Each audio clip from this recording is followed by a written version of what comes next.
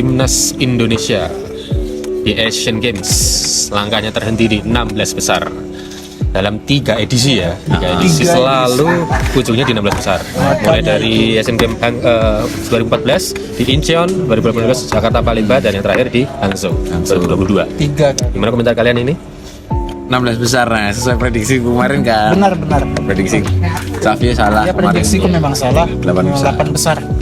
Tapi kan Ya prediksi 8 besar.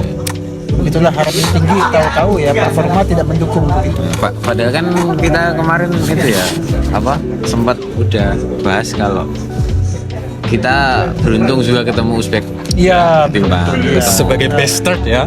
ketemu Korea Selatan. Kalau kita run-up kemarin kan ketemu Korea Selatan. Potensinya itu. Ya, bukannya terlalu meremehkan, tapi kalau melihat komposisi dan performa pemain Indonesia, kalau langsung ketemu Korea Selatan mungkin nggak akan sampai ke extra time ya, mungkin ya. Iya. Ya, akan kebobolan di waktu normal.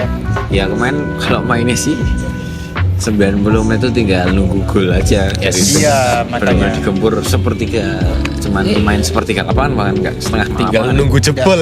Nunggu jebol. Dan akhirnya jebol juga ya. Jebol juga. Meskipun di extra time awal-awal itu ya. Awal-awal, Karena awal extra time iya. dan akhir-akhir yang untuk gol kedua gitu kan. Iya, gol kedua. Dan permainan Indonesia sangat di luar kebiasaan kita lihat timnas ya akhir-akhir ini. Kalau kata netizen balik ke setelan pabrik. Iya. Long ball katanya tuh. Ciri khas lama kita ya, main pakai Iya, long iya. ball. Terulang lagi. lagi kita Ciri khas. dengan tim senior kemarin beberapa itu build up long ball udah bagus ya dengan Jody Iya. Ahmad Iya. pas ya itu kan itu. Tapi kemarin benar-benar long ballnya nggak gitu ya, nggak ada tujuan, nggak ada hilang arah lah. Hilang, gitu. bisa dibilang hilang arah lah. Nah, dan yang berperan di belakang itu Rizky Ridho itu benar-benar bagus kemarin mainnya. Kalau tanpa Rizky Ridho mungkin kita udah terutama Rizky Ridho dan Hernando. Iya. Hernando kalau tanpa dua pemain itu kita mungkin udah kalah 4-0, Mungkin sudah 5-0 di kalah ya. waktu normal gitu ya. Iya. Dan ada satu hal yang disayangkan itu Hugo Samir ya kemarin. Ya, kartu merah yang tidak diperlukan. Waktu itu kita ketinggalan di waktu perpanjangan ya, terus sempat kita ada cetak gol tapi Iya. dianulir. Terus Ya. sempat dapat angin kita, tapi waktu dapat angin itu kita mau nyerang-nyerangnya justru ada kartu merah yang sangat disayangkan, itu emosi. Ya, emosi itulah. Memang pentingnya pemain ini kan secara emosional ya, kita tidak bisa mungkin masih muda, tetapi memang bagaimana tidak hanya dalam lapangan itu taktikal yang dijalankan, Ya, tapi juga dari emosional ini yang menentukan pemain nanti output keluarnya itu akan jadi seperti apa. Kalau kita lihat di timnas senior kan sudah banyak yang mateng ya secara emosional. Kita bisa Ya. contoh lihat Lili Pali, kita bisa lihat Mark Block, bagaimana mereka mainnya kalem kayak. Kalem ya, Bahkan pemain benar-benar kalem. muda Marcelino kayak gitu kan juga bisa masuk kontrol emosinya ya, walaupun kadang sekali dua kali ya dia kayak main di makanya- Piala Asia juga sedikit emosi ya biasa, tapi enggak Iya. ini ya, karena Hugo Samir ini kan pernah dia di EPA Elite Pro Academy dulu, pernah Iya. disanksi 12 bulan. Wah, 12 bulan karena kalau nggak salah mukul wasit waktu itu. Hugo Samir. Dan Ya. harusnya itu dia jadi pembelajaran gitu loh. Tapi Iya. kayaknya dia belum begitu belajar soal itu tentang itu ya. Tentang ya, bisa dibilang itu attitude dalam lapangan lah, karena itu kan juga merugikan tim sendiri gitu di saat dia tuh dibutuhkan, tapi melakukan hal-hal yang tidak perlu tuh benar-benar merugikan tim. Padahal kalau misalnya lah Indonesia masih lengkap 11 pemain gitu ya, mungkin bisa mengimbangi sampai adu penalti mungkin lah ya. Ya, dan itu memang diharapkan ya sampai Ya adu penalti diharapkan kemarin kan dia gitu. tuh Jadi sangat memang seru ada- juga kalau misalnya terjadi ya. terus maju. Iya. Dan ada momen kemarin tuh Bagas Kava itu sempat memarahi Hugo Samir. Iya. Soalnya ya itu waktu Indonesia nyerangnya malah ada kejadian gitu ya. Itu, dan hampir semua netizen aku lihat di kolom komentar tuh kritik soal Hugo Samir ya. Ya tapi kita nggak bisa kita mencoba menginfluence di sini, kalau ya kritik sesuai dengan apa di lapangan. Betul. Iya. Jangan ada kata-kata rasis. Betul. Ya. Kemarin ya mohon maaf ya, ada beberapa kata rasis di komentarnya Hugo Samir. Iya, makanya netizen itu. sama sampai itu bawa sampai ayahnya ya. Iya, Jackson Tiago. Jackson F. Tiago itu ya. Iya, memang. Tapi begini ya, dengan gagal Indonesia di 16 besar Asian Games ini kan tidak terlepas juga dari memang komposisi pemainnya yang Minim. tidak seperti di Minim AFC ada, U23 iya. minim. Kita bisa melihat beberapa pemain senior asal U23 kan. Di Latihan. timnas kali ini U24 di Asian Games memang Ramadan Sananta bisa balik puji Tuhan kemarin ya, tapi Beckham Putra gagal karena tidak lolos tes medis, masih cedera begitu kan, dan ya ini menjadi suatu perjuangan yang berharga meskipun tidak sampai final, tapi setidaknya para pemain kita ini berkembang lebih baik. Ada hal-hal yang banyak bisa dipelajari. Iya, Salah satunya banyak adalah yang dipelajari. kecerdasan emosional. Nah, Iya. gitu. Ya kan kemarin kan Ramadan Sananta datang, tapi sayangnya Beckham masih cedera. Iya. Jadi kan suplai bola ke Sananta juga. Betul. Jadi Iya, minim. ya one showman gitu, harus kerja sendiri sama Sananta. Bagaimana kalau taktik Indra Syafri yang kita kenal ini kan memerlukan banyaknya gelandang-gelandang kreatif. Contohnya Iya. dulu ada Evan Dimas, Sulfiandi. Kemudian di era Egy itu ada Abimanyu, Lutfi Kamal. Abimanyu itu semenjak dia di Newcastle Jets pindah ke Australia terus Iya. di JTT itu kan dia di klub lebih ke nomor 8 atau 6 ya. Iya. Jadi kreativitasnya agak hilang. Kemarin kan dia balik di klub nomor 10 hilang. Hilang. Iya. Ya, memang terkadang posisi ini apa yang dicoba di berbagai klub itu kan, atau pelatih ingin coba pakai pemain apa yang terbaik ya, komposisi apa ataupun taktikal apa yang cocok bagi pemain. Dan apa posisi 10 itu kan memang kalau di Liga 1 ya banyak diisi pemain asing. Iya, betul. Benar. Nah, Iya, dan benar. Tidak hanya nomor 9 ya. Iya. Nomor 10 juga kan. 10 juga. Itu dan salah satu yang pemain lokal yang bisa bermain di nomor 10 itu, yang pemain bahkan bisa menggantikan pemain asing itu salah satunya Beckham dan Marcelino. Iya. Iya. Dan Iya, iya. nggak ada di tim ini sayangnya. Betul. Ya, tidak memperkuat tim 24 kemarin ya. Iya. Ini kan menjadi bahasan tersendiri ya. Dan Kekurangan. tidak bisa dibanding-bandingkan dong netizen itu kalau membandingkan performa Indonesia di U23 AFC dengan yang di Asian Games, Asian karena memang Games. komposisi pemainnya nggak rata. Iya. Nggak bisa full tim gitu istilahnya. Iya. Artinya kan ya jangan dibandingkan. Jangan dibandingkan. Tapi aku kemarin agak terkejut dengan statement Indra Syafri ya. Itu dia bilang, ini PSSI belum konfirmasi tapi dia bilang akan melatih tim U20. Iya.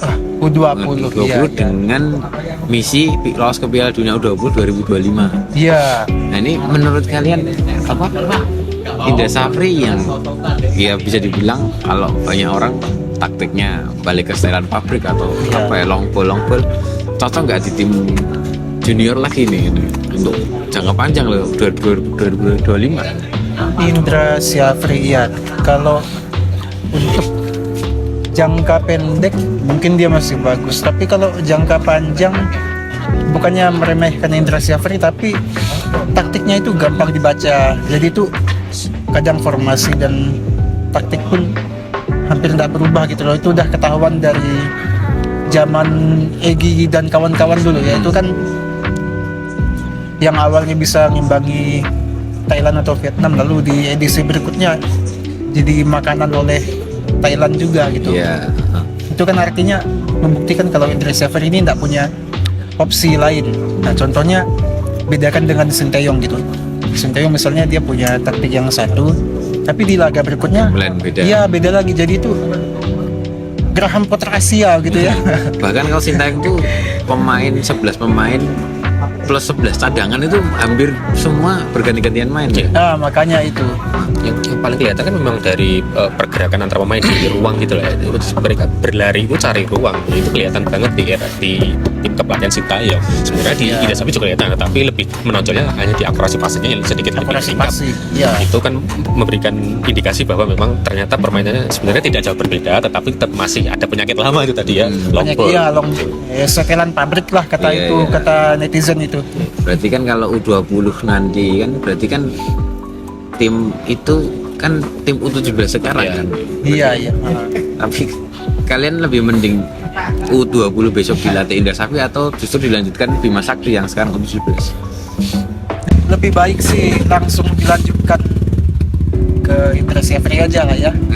Indra Syafri ini memang udah terbukti. Kalau Bima Sakti kan masih baru dan itu targetkan ke yang lebih besar di 2025 itu sepertinya Bima Sakti itu belum siap.